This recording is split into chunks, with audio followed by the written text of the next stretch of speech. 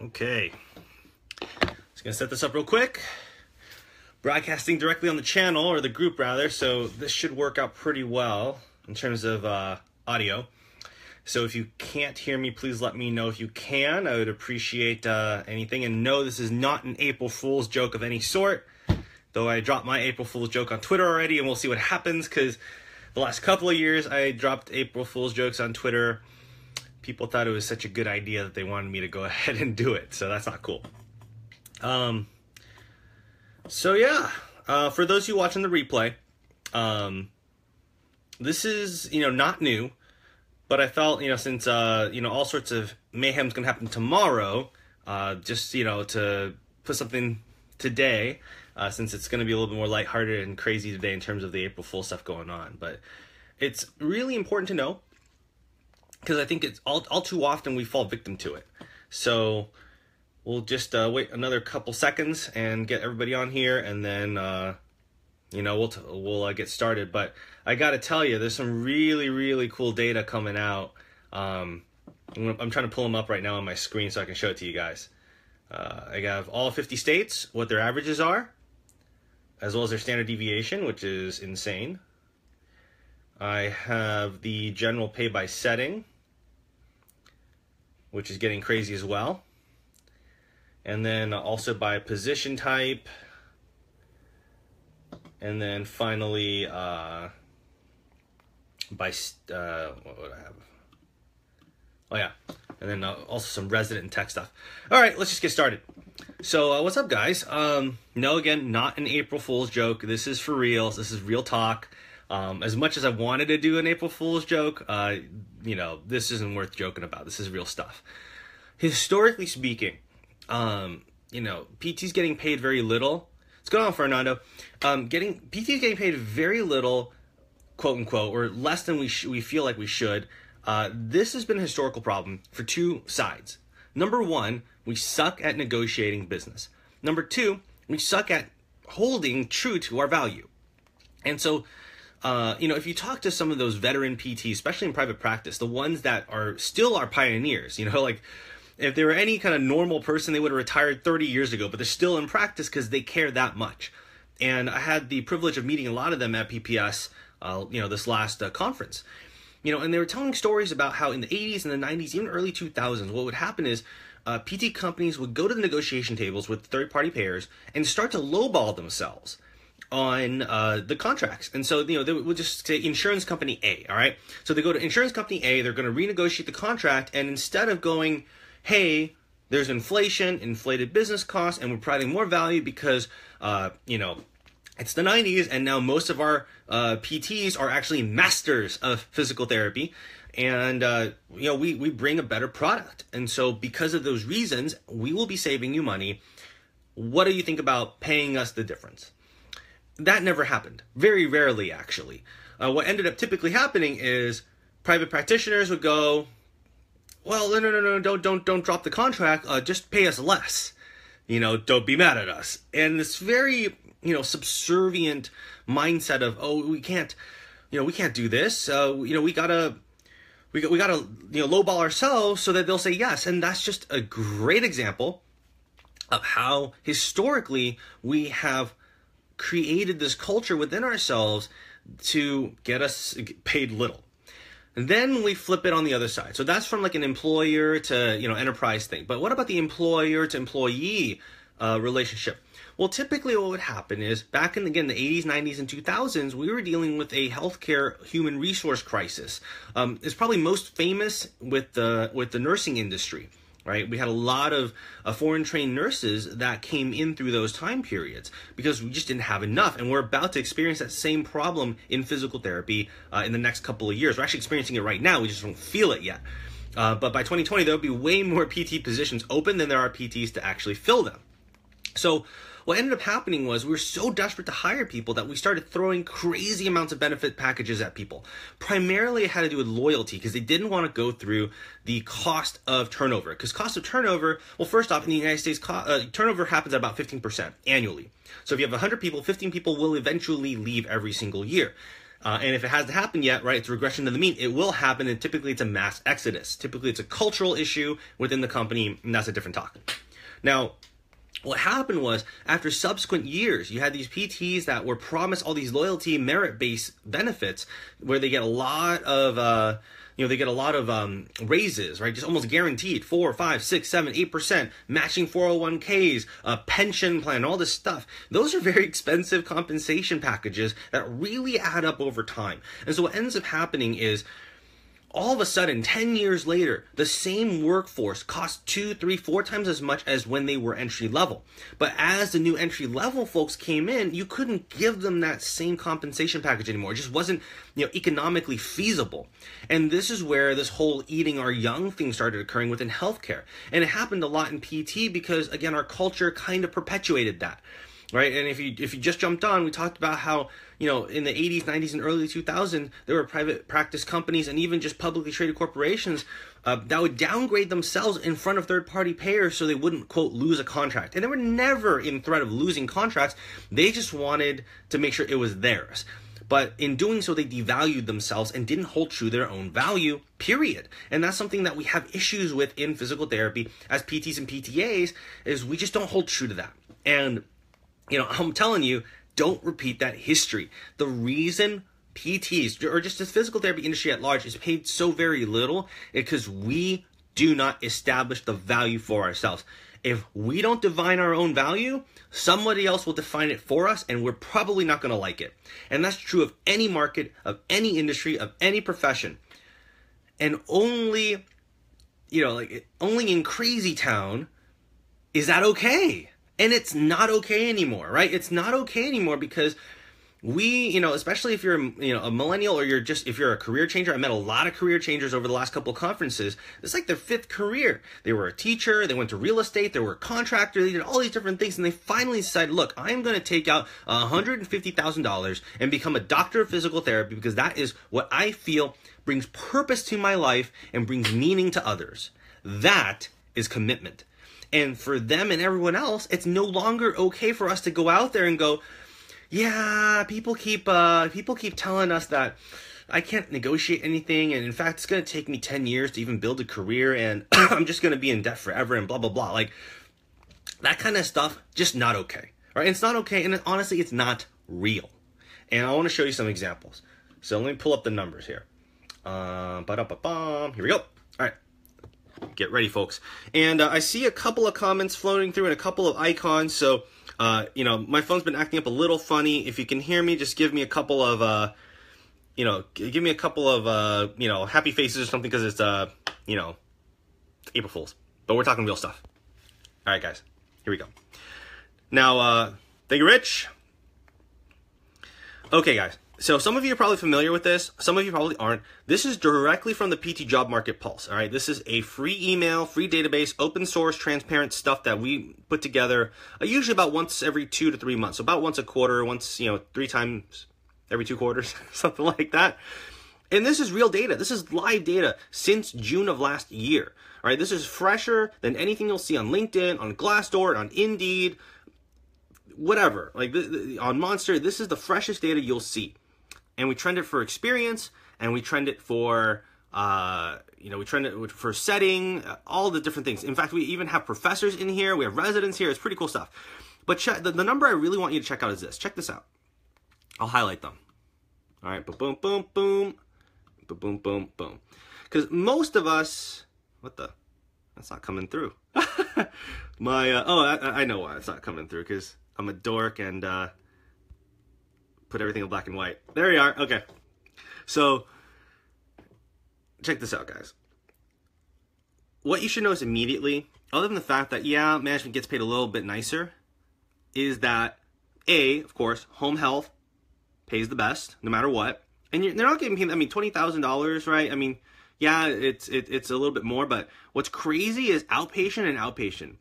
It's almost not even worth it, right? It's almost not even worth it to be in management right now for outpatient, because you get paid so little. And this is crazy trended data, because this is the newest of all the averages, and this is bumping up the trends from earlier. This is the highest paying outpatient quarter we've ever seen. But this data actually includes, I believe everything. Yep. No. This is just this quarter. So this is the highest paying quarter compared to, let me show you the average. Oops, that's not it. Bam. This is the average. So the average overall in our industry is about 72 for, more new gradish facing folks. But man, look at this. 81. That's a $10,000 raise in just the last quarter. Why? Like I said, we're facing a time. I'm going to go black and white again just because I think it's stylish.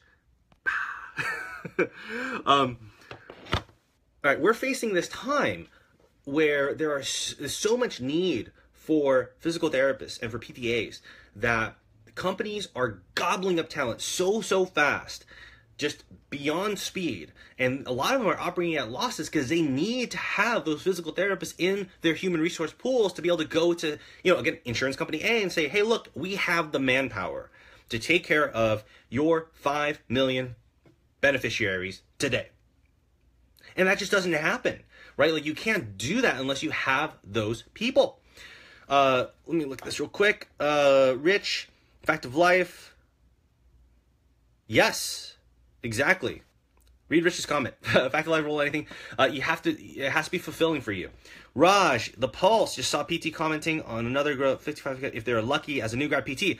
Yeah, Raj, I mean, that's insane, right? I mean, that's median PT pay, that's median US pay. Let's just let that sink in, right? $50,000, last I checked was probably 3 to 5 months ago, is the median pay in the United States. It is not okay on any level whatsoever for doctors of anything to get paid median US pay. It's just not, right? At least based on our economy. Now, based on our economy, supposedly the better you're trained, the more value you bring. But really, we also know the more value you bring is actually the more value you bring. Your training means only so much. You have to be able to deliver the goods, and we do. There's so much research out there that says that we do. Our problem is we are terrible at communicating that value on a consumer level. We talk too much science and not enough stories. Again, another talk. Let's go back to this whole why PTs are paid little and what we can do about it. And the fact that I just showed you, right, on the Pulse, this last quarter is the highest paying quarter to the point where, the average, again, younger professional facing, and I mean younger professional as in if you've graduated recently, if you're a career changer and this is your second year out, that kind of thing. This is the highest paying outpatient quarter, Q1 2017, that we've ever seen, $81,000 a year. New grads and younger facing. And I mean, let's be honest, right? People that fill out the Pulse, that drop their data in for, open source, you're probably a younger facing professional. You've probably only been out for a couple of years. Now, you might be in your fourth career, but you're still probably pretty fresh. But that's crazy, right? There's so many people I keep hearing from, oh yeah, a private practitioner came to my program and they said, you have no reason to think you have any space whatsoever or position that you can possibly negotiate. Wrong. All right. Like, I breached the 6-figure ceiling in 3 years post-grad. Anyone can do it. And I know of new grads doing it in the first year. I've helped them. I've mentored them. Like, it's just a fact. It's possible. It's possible because there's so much demand for PT. That's how it is. And I'll tell these 3 stories, okay? Like, there is a new grad that's about 4 years out that I know of that's going to be pushing about $130K this year and paying off all debts, and hopefully will open a clinic in the next year or two, and probably debt and loan free. There's another new grad that's been out for, I think, 8 months, projected to make about, I think, $140K, give or take. And then there's a new grad that was an attaché friend to somebody that I was mentoring. And you probably heard this before. They wanted acute care. They're passionate about it. Acute care is my world. I love acute care. In fact, I was watching Doctor Strange last night because I'm late to the party. And where he hugs the family, and I was like, man, I miss that. Like, I really miss that. Like, that's what makes it worth it to me. And I love acute care, and this new grad PT goes out to a for-profit hospital, gets offered, mid-high 30s counters, and lands 46 an hour and 52 on the weekends. No questions asked. None of this, like, good day, sir. Good day, madam. You lose. Blah. Like, none of that. That doesn't happen ever. And if it does, you don't want to work there. You don't want to work everywhere. You don't want every single opportunity to say yes because you don't want to say yes to them. You want to make sure it's a good fit. Otherwise, you'll burn out faster than you can think. And moreover, that goes back to why PTs are paid so little, right? 80s, 90s, early 2000s, too many PT companies were so willing to bow down to insurance payers and downgrade their own pay rates.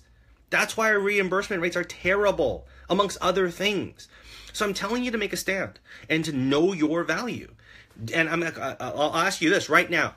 If you know your value, I want you to put a bunch of hearts right there so people can see it. All right? And I mean, whether it's your intrinsic value, your numerical value, or how much, if you actually know how many dollars you bring in to an outpatient clinic. Let me just ask you that. If you know it, drop them hearts. And Kevin, 6 figures in 3 years, it's a mixture. Love those hearts. You guys see that? You guys see that? Kevin, 6 figures in 3 years, it's a mixture of outpatient and travel. And so there's some home health and some SNF mixed in there too. But I gotta tell you this, I know plenty of private practitioners that are trying to pass the torch and they're creating value-based systems where new grads are making those 6 figures because they're getting pumped up to director in the first year. There are a lot of private practitioners that want to pass the torch. Let me show you this. All right, now if you don't know, let me show you some math that may or may not blow your mind. So let's do this. Let me flip the camera around again. See if I can do this without like crashing, because that's going to be just funny. Boom, boom. Hey, okay. Let's make this big. You guys can see this, right? Let me make it really big. All right. So say you're working 8 hours a day, right? Oop, that's not good. This is weird. I'm looking through a camera to a camera. All right. So you're working 8 hours a day, and let's say you're say 6.5 of those hours are productive. All right. So, and let's say you're doing 30-minute treatments. So let's just make that times 2. And that's how many patients you're seeing right there per day. All right. Oop, per day. Per day. I had my coffee. I'm like all on it right now. So what does that mean? Let me do this. I'm going to kind of do it sideways. Okay, guys? It's going to be kind of like a little bit weird just so I'll bring it up in a second. All right, so what does that mean? Because I want to figure out what you're actually worth, right? I want to figure out what you're worth on the dollar amount that you're bringing in, okay? So here we go. So if you're doing 8-hour days, you're doing 6.5 hours per activity, you're seeing 13 patients a day, okay? And so what does that mean? Say if you're doing 5 days a week and you're doing, say, 50 weeks a year, right? So you just multiply all that together. You get the product of bam, bam, bam, boom. Oops, product. And this is a number, remember this, just like another number, which is 2080. Remember this. All right, let me bring this up again. All right, so here we go. Why do you want to remember this? You want to remember this number here because this is the average amount of patient encounters a PT has every given year. And this matters because this has everything to do with how much money you're bringing into a clinic, into a SNF, into an acute care hospital, into a rehab hospital, you name it. You want to remember this because this is the amount of hours the average person works a year, 2,080. And so to put that into perspective, every dollar an hour you negotiate is an extra $2,000 in your pocket pre-tax. So if you want an extra $2,000, just ask. And I guarantee you most of them will say yes without a question. But let's go back to here. Okay, so 3250. Now let's talk about something called the RPP. Right, the revenue per patient. Sometimes they call it ARPP, average revenue per patient, or they put it like the NPP, the net NRPP, net revenue per patient. That's after like insurance adjustments. But let's just call it RPP. Right? Most places can safely make $80 per patient. Some places less. Like there's certain areas like Minnesota, New York, Colorado is a little bit tough sometimes. But on average, across the nation, you can get this pretty well. And exactly, Raj, I'm detracting myself. Raj said it's all about the hustle. Yeah, you put in hours, but if you love it, you're making money, it's all good. So let's take a look at this. So how much money are you bringing in? Right, that's the big question. How many? What's your dollars per year of gross revenue to the clinic? So you multiply that, and you multiply by that, and boom! Oh my goodness gracious! Did you know? Did you know?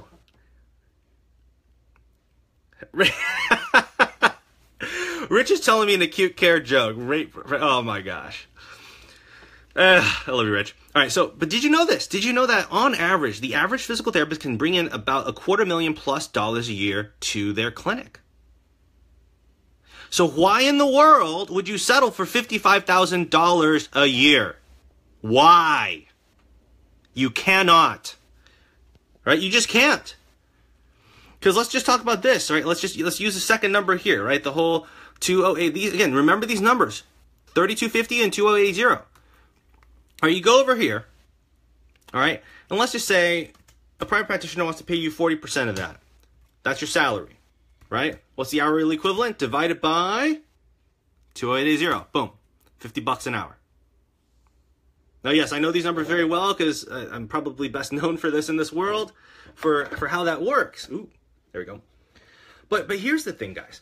All right, I bet you most of you have never seen that graph before, or those numbers before. And most of you probably have not heard, unless it's from me or any one of the other student advocates out there, that you bring in that much financial value alone. Let's not talk about the amount of cost savings that you're bringing to, say, a health system, right? Imagine, like, I've caught in several strokes before. I've caught several strokes, several PEs, and untold amount of DVTs in my acute care times. How much money did I save that health system by preventing something terrible from happening? How much money did I save a health system when I was piloting emergency department PT and I saw somebody and differentialed them out for BPPV, or saw somebody with acute lower back pain and told them, okay, calm down, and why don't you go over there to that outpatient clinic, all right, and gave them some stuff to do. A lot of money. We're not even talking about that. We're just talking about what gross revenue are we bringing in. And that's on the lower spectrum, guys. I mean, yeah, some places they don't bring as much. They may bring like $150,000, $180,000, per full-time equivalent. They call it FTE, right? And here's the thing, guys, is now that you cannot allow yourself to be bullied, because that's what it is. All right. Historically, we PTs have been so willing to bully our own selves in front of others and amongst each other that we've so devalued ourselves and repeated history repetitively that we have told ourselves we're worthless. That's really what it is. Behaviorally, we've told ourselves we're worthless. And I, for one, refuse that. And I have encouraged everyone I ever talked to refuse that. And as a corporate manager, when I was a director of rehab, the first PT new grad I hired, $40 an hour out of the gate, no questions asked. When I posed that to my director of rehab, she was like, okay, you think he's worth it? Let's go. No, she didn't go like, oh, no, we have to pay him $55,000 a year. No, there was no questions asked. We bring so much value, but we don't know it. And that's the problem. And unless you stick with that, no one else will know it too. Unless you hold true to your value, no one else will know it too. Unless you share it from a consumer perspective, stories of how they can benefit from your expertise, they won't know it too, because they could care less what your dynamic gait index is. They could care less what your FABQ is. They could care less what your oswestry becomes. What they care about is the story that they get to share, right? Or the story that they hear, that their parent, after a terrible hang gliding accident, is able to walk again. Right? That a grandma who is unable to pick up their child can now play with them on the ground. That somebody who fell and busted their hip did not fall susceptible to that terrible statistic of morbidity and mortality after a hip fracture after a certain age. So, let me scroll up and make sure I don't miss any of these comments. Alyssa, I was in the same place. I got lowballed so bad that PT assistants were making more money than me in my region. That's part of why I'm on this, huge passion quest. And Christina, you're right. It's so difficult. That first number is so important. At the PT Masterminds get together at CSM, earlier this year, I talked about something called the first win. It's just a side conversation. The first win is so important. And this is just in life, not just in PT and career, but your first win defines future wins, because that becomes the relative stave of how you jump and get higher, right? Because for me, I got paid $30 out of the gate, an hour out of the gate. In 3 years, I reached over 6 figures, but that was a difficult climb. But once I made it, every single place I applied to for PRN gigs and stuff like that while we were establishing UpDoc Media, they never bat an eye when I said, hey, look, here's my last number. I would like to get paid something near that, because I believe I bring the value. I have an MBA. I used to be a corporate director. I know exactly what you're going through. In fact, I can be on your side when you have these tough issues to deal with, and I can advocate for the business side in conjunction with clinical excellence, so you don't have to, so that your staff don't feel that you're the bad guy. right? That's a big deal. And so certain, hiring managers would go, you know what, that's awesome, you're in. Others would be, you know what, I just can't hire you because, they didn't say it out loud, but because my entire staff is lowballed, I can't justify that. So let's see. I want to make sure I don't miss anything. There's a lot of good comments. I won't address all of them, but guys, if you don't want to be paid so little, you have to stand true to your value. You have to understand these economic factors. If you don't, we'll be lost forever, right? And we can't be so naive to think, oh, I'm pure and this is just clinical care. Absolutely, we should be, but those to me are synchronous dimensions, the clinical and the business side, right?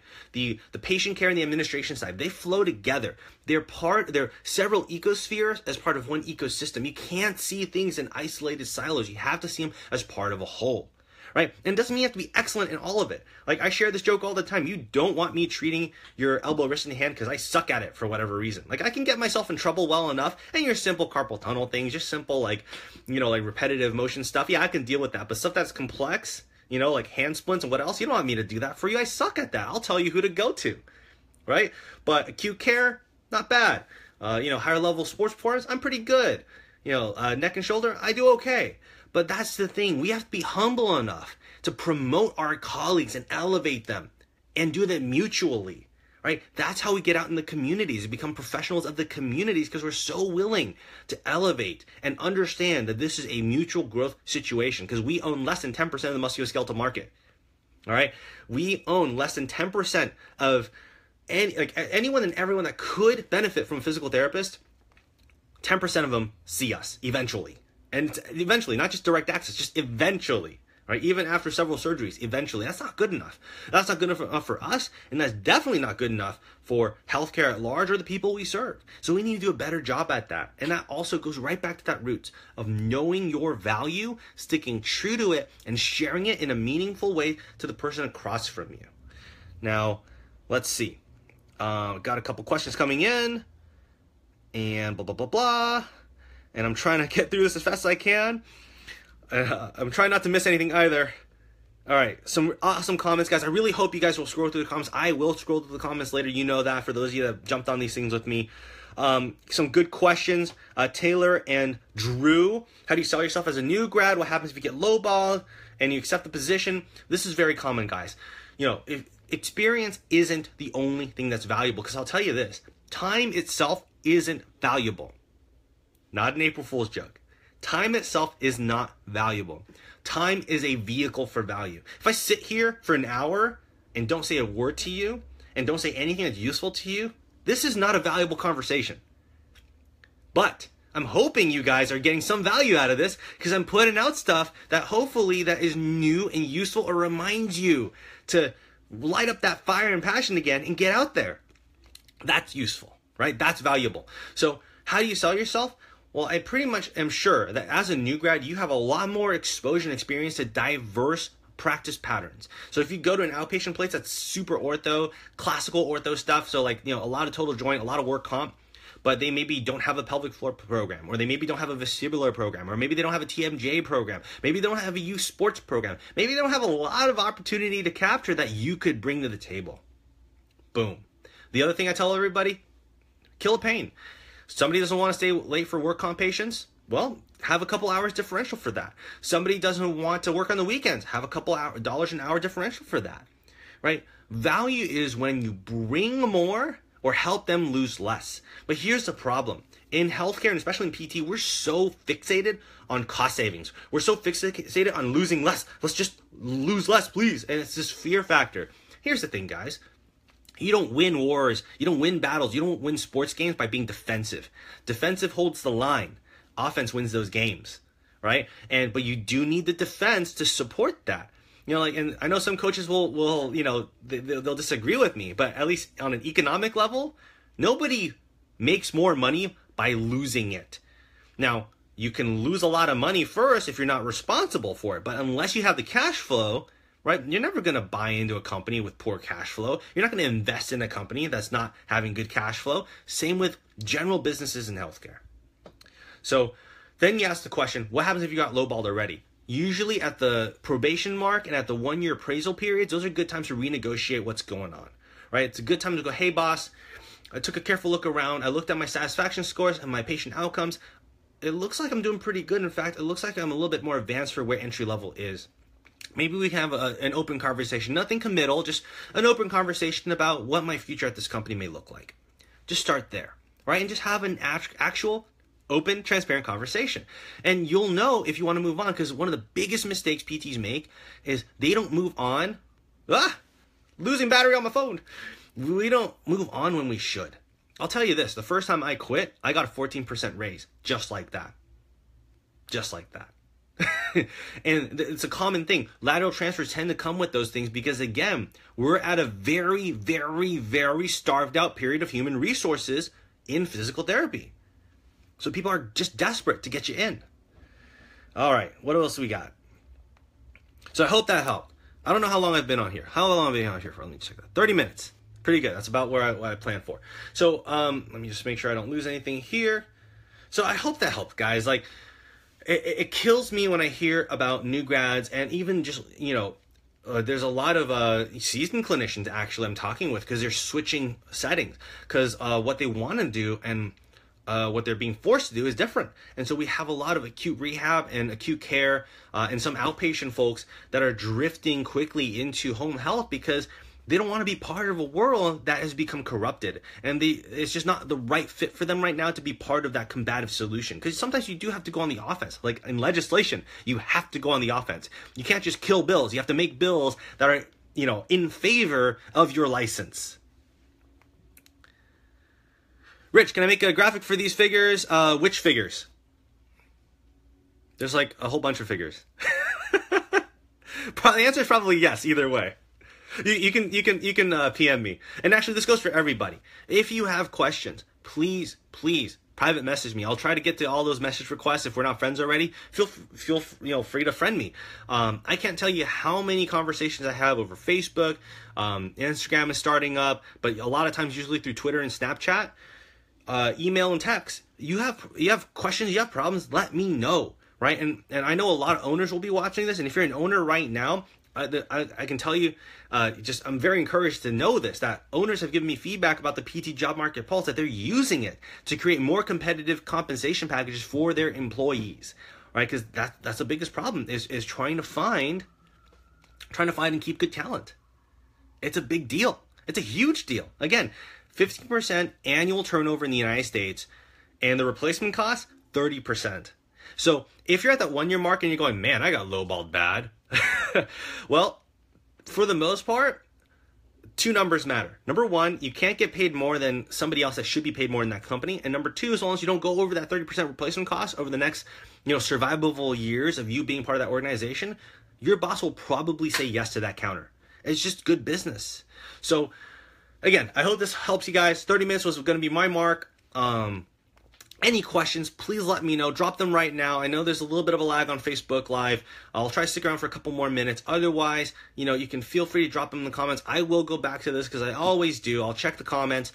And I have a couple links below just in case you're interested. If you're interested in the PT Job Market Pulse and you don't know about it, it's an open source data set and it's live trended for PT job market stuff. So PTAs, PTs, residents of all sorts, all the settings, acute care, pediatrics, home health, neuro, SNF, outpatient, of course, trended by state, by zip code, by experience, by full-time, part-time equivalents, you name it, it's there. And so many people have told me that they've used that and very openly gone to their bosses or their prospective employer and go, hey, my understanding is the average rate here is this.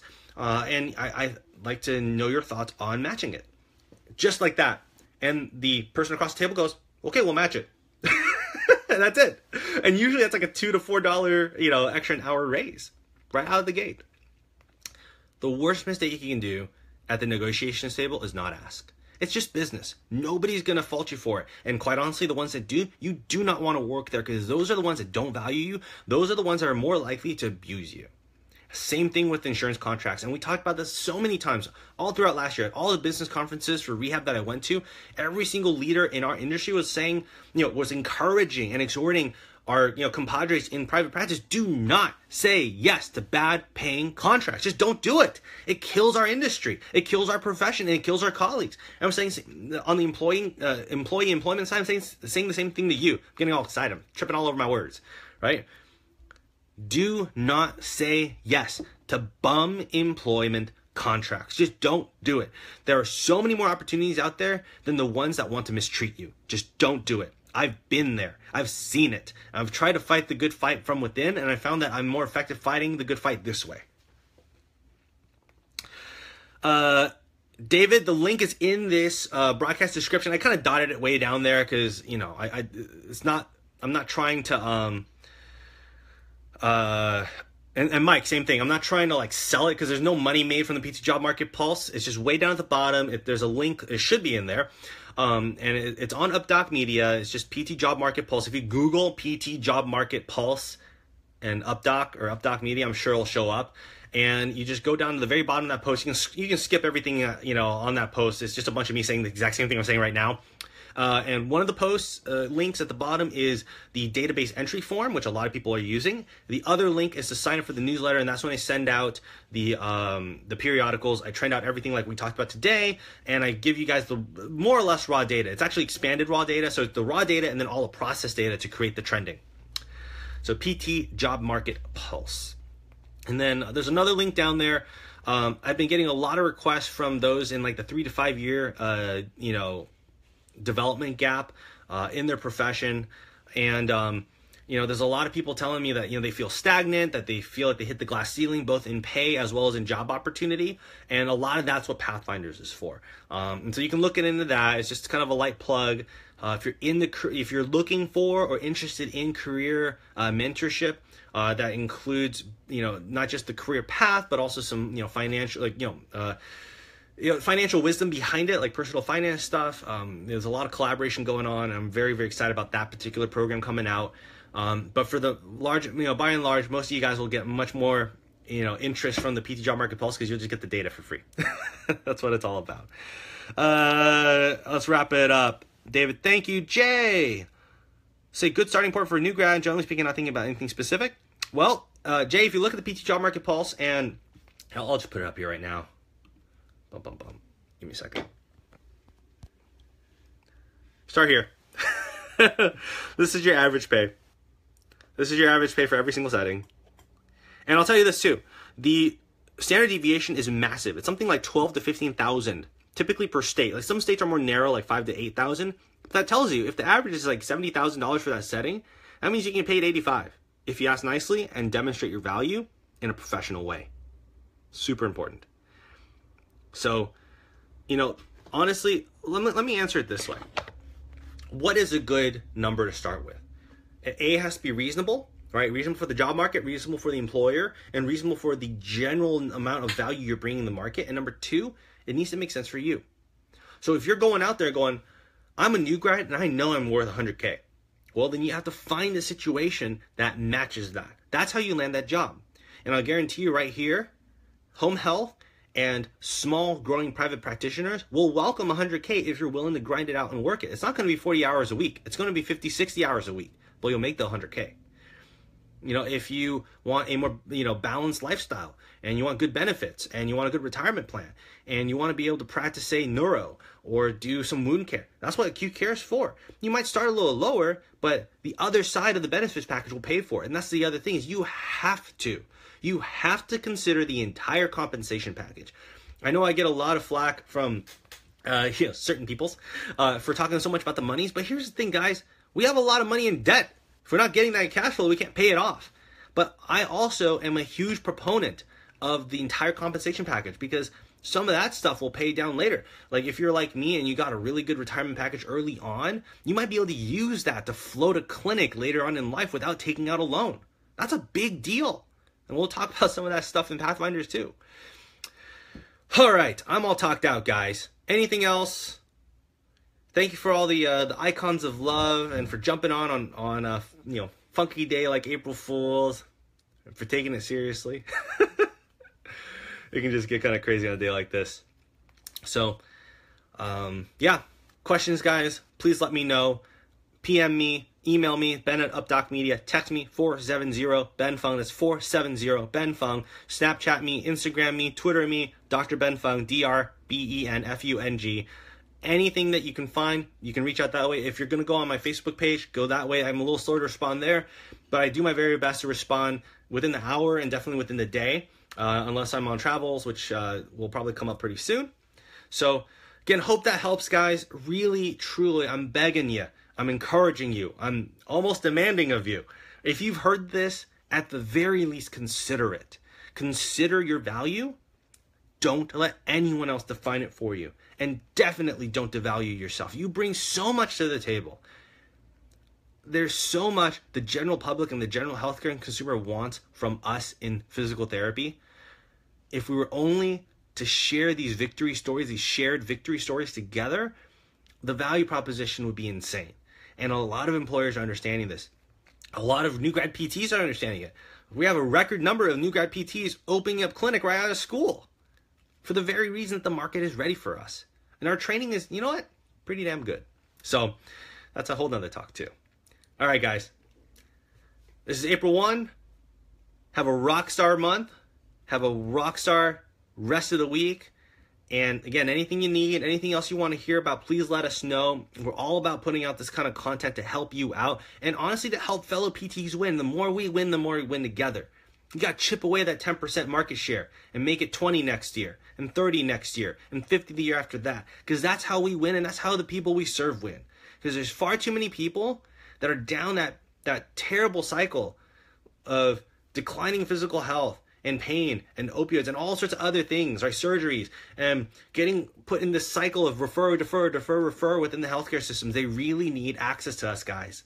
And this is a multi-pronged approach. It's not just one channel or another. It all has to work together. So I encourage you, to put that in mind and take that to heart and let that express itself with passion.